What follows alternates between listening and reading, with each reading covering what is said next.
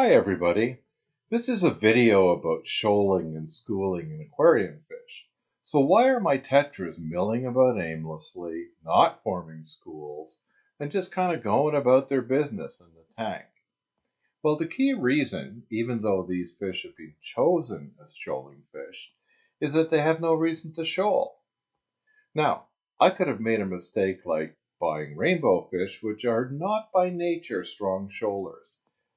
To expect them to shoal would have been kind of foolish of me. It would have meant that I hadn't read up on the species I'm keeping. Or I could have gotten something like these Broizogami African moon tetras. It's an uncommon tetra that shoals like no other tetra I've ever kept before. Most of the time, we have fish like these Asian Bororus maculatus that just go about their business. So how do we get them to shoal? Well, look at the lighting in this picture or this short clip of Corydoras concolor. This is a fish that shoals very easily, but it has to have a reason. Now, look at these three. They're moving across a field. They're very safe. They're very confident in their tank, and they're just kind of hanging together in a small group.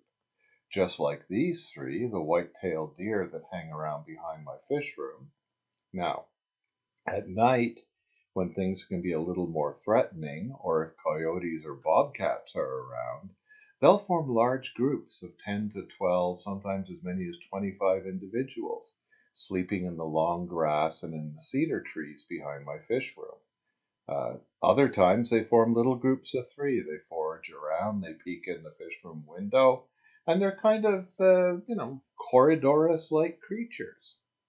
Now, I have those really cool lights, the LEDs, that change during the day. When the evening starts and the lighting starts to dial down, I start seeing my fish forming into small shoals. I might only have 6 to 10 of a species, but they still seem to group together. Why? Because they don't know what we do in the shadows. They know that there might be danger out there. They can't see what's going on. They'll form up their group. It seems like they check in with each other. They'll swim up and down the tank a few times. And then, as they gain confidence, they'll scatter again and they'll go back to their regular ways. The only way that I could keep my fish shoaling as much as I'd like to keep them shoaling might be to frighten them. I don't want to do that. That seems a little bit nasty. Or to keep the lighting down.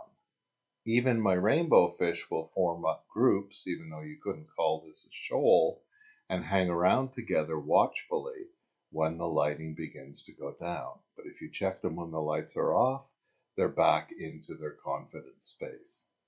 So maybe the idea of having shoaling fish in a tank is a matter of luck. You could get rummy noses.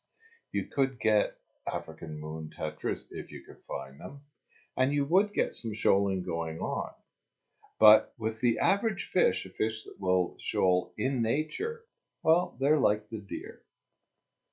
Thank you for checking in on this video, and check the site for more excellent Fluval offerings.